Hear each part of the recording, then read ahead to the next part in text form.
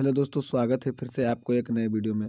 दोस्तों, इस वीडियो में हम लोग पढ़ने वाले हैं क्लास 10th हिंदी का जो काव्य खंड है उसका थ्री चैप्टर का हम लोग जो क्वेश्चन आंसर है उसको करने वाले हैं। दोस्तों, इसके पिछले वीडियो में मैंने इसका शब्दार्थ यानी कि पूरा विश्लेषण अच्छा से कर दिया है। अगर आपने उस वीडियो को नहीं देखा है तो आप आई बटन में लिंक आ रहा होगा, जा करके सबसे पहले उस वीडियो को देखिए। अगर आप इस चैप्टर का शब्दार्थ समझ लेते हैं अच्छा से तो आप क्वेश्चन आंसर आपको अच्छा से समझ में आएगा। आप क्वेश्चन आंसर अपने से भी कर सकते हैं। तो सबसे पहले उस वीडियो को आप लोग देख लीजिए और चलिए हम लोग इसमें से जो भी इम्पोर्टेंट क्वेश्चन बनने वाले हैं, जो संभावित प्रश्न है, उसको हम लोग इस वीडियो में देखते हैं। और दोस्तों, वीडियो में आगे बढ़ने से पहले अगर आप मेरे चैनल पर पहली बार हो तो चैनल को सब्सक्राइब जरूर कर लें और वीडियो को लाइक जरूर कर दें। अपने दोस्तों के साथ इसे शेयर भी कर दें। ठीक है, चलिए हम लोग वीडियो की तरफ बढ़ते हैं। दोस्तों, ये जो चैप्टर है अति सुदो स्नेह को मार्ग है। इसमें जो पहला संभावित प्रश्न है, पहला क्वेश्चन है कि मन लेहु पै देहु छटाक नहीं से कवि का क्या अभिप्राय है। यानी ये जो सवैया दिया हुआ है, इसका ये जो वाक्य दिया हुआ है, इसका कवि का जो क्या तात्पर्य है, क्या अभिप्राय है। तो आंसर होगा दोस्तों, कवि कहते हैं कि प्रेमी में देने की भावना होती है, लेने की नहीं। प्रेम में प्रेमी अपने इष्ट को सर्वस्व न्यौछावर करके अपने को धन्य मानते हैं। इसमें संपूर्ण समर्पण की भावना उजागर किया गया है। ये कवि का अभिप्राय है। अगला जो प्रश्न है दोस्तों, इसमें का दूसरा नंबर प्रश्न है कि कवि कहाँ अपने आंसुओं को पहुंचाना चाहता है और क्यों। तो दोस्तों, आंसर होगा इसका, कवि अपनी प्रेयसी सज्जान सुजान नाम है दोस्तों के लिए विरह वेदना को प्रकट करते हुए बादल से अपने प्रेमाश्रुओं को पहुंचाने के लिए कहता है। यानी कवि जो है कहता है कि मेरे इस आंसू को सुजान के आंगन में बरसाओ। वह अपने आंसुओं को सुजान के आंगन में पहुंचाना चाहता है क्योंकि वह उसकी याद में व्यथित है और अपनी व्यथा के आंसुओं से प्रेयसी को भिगो देना चाहता है। यानी आप लोग इस चैप्टर को मतलब इस चैप्टर का जो शब्दार्थ है यानी जो विश्लेषण मैंने किया है वो अगर देखेंगे तो आपको अच्छा से समझ में आएगा। क्वेश्चन नंबर 3 है दोस्तों कि घनानंद के अनुसार परहित के लिए ही देह कौन धारण करता है, स्पष्ट कीजिए। तो इसका आंसर होगा दोस्तों, परहित के लिए ही देह बादल धारण करता है। बादल जल की वर्षा करके सभी प्राणियों को जीवन देता है, प्राणियों में सुख चैन स्थापित करता है। उसके विरह के आंसू अमृत की वर्षा कर जीवनदाता हो जाता है। अगला प्रश्न कह रहा है कि कवि प्रेम मार्ग को अति सुधो क्यों कहता है, इस मार्ग की विशेषता क्या है। तो इसका आंसर होगा, कवि प्रेम की भावना को अमृत के समान पवित्र एवं मधुर बताते हैं। ये कहते हैं कि प्रेम मार्ग पर चलना सरल है। इस पर चलने के लिए बहुत अधिक छल कपट की आवश्यकता नहीं है। जिसके पास छल कपट है वो प्रेम के मार्ग पर नहीं चल सकते हैं। अगला प्रश्न है कि घनानंद के द्वितीय छंद किससे संबोधित है और क्यों। इसका आंसर दोस्तों देखते हैं हम इसका आंसर। इसका आंसर द्वितीय छंद बादल को संबोधित है। इसमें मेघ की अनुक्ति के माध्यम से विरह वेदना की अभिव्यक्ति है। मेघ का वर्णन इसलिए किया गया है कि मेघ विरह वेदना में अश्रुधारा प्रवाहित करने का जीवित उदाहरण है। ये इसका आंसर होगा। अगला आंसर क्वेश्चन है दोस्तों कि अति सुधो होगा दोस्तों, यहाँ पर स्नेह को मार्ग है।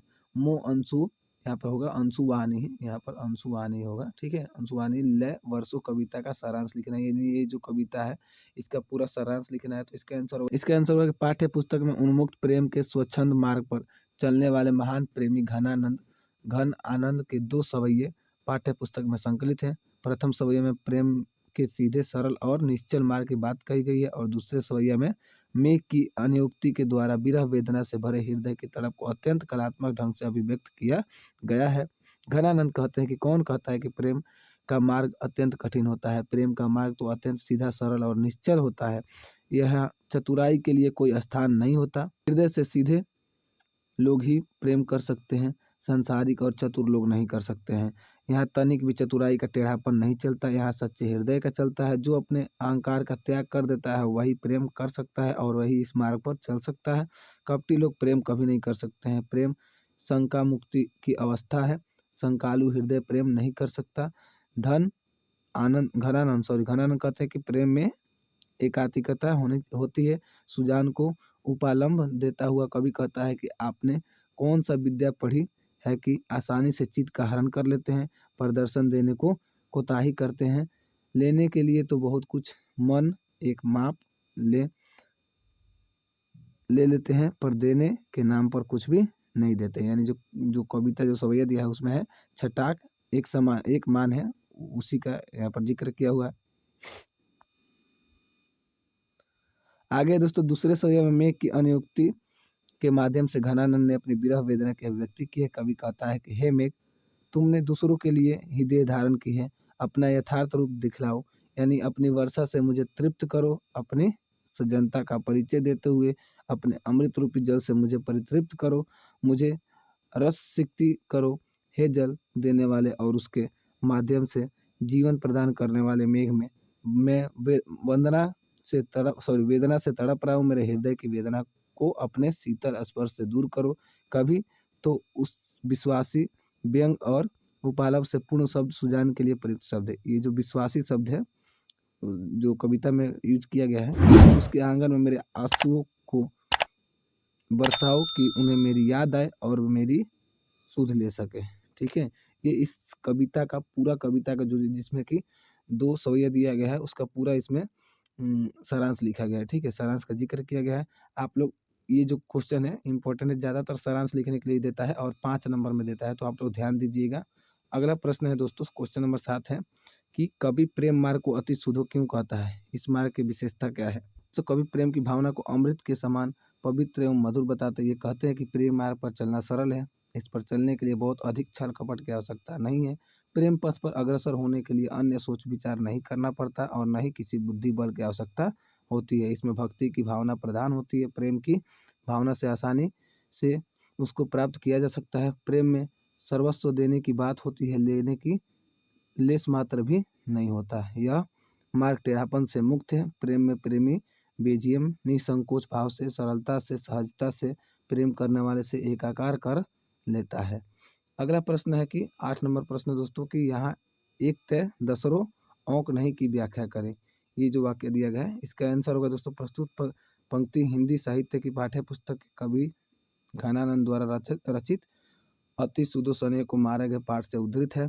इसके माध्यम से कवि प्रेमानंद और प्रयोग एकाकार करते हुए कहते हैं कि प्रेम में दो का पह अलग अलग नहीं रहती, बल्कि दोनों मिलकर एक रूप में स्थित हो जाते हैं। प्रेमी निश्चल भाव से सर्वस्व समर्पण की भावना रखता है और तुलनात्मक अपेक्षा नहीं करता, मात्र देता है, बदले में कुछ लेने की आशा नहीं करता है। प्रस्तुत पंक्ति में कवि घनानंद अपनी प्रेमिका सुजान को संबोधित कर कर हक है सुजान सुनो यहाँ, अर्थात मेरे प्रेम में तुम्हारे सिवा कोई दूसरा चिन्ह नहीं है, मेरे हृदय में मात्र तुम्हारा ही चित्र अंकित है।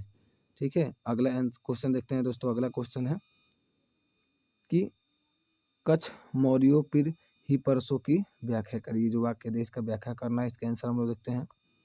और ये दोस्तों इस वीडियो का ये लास्ट प्रश्न है।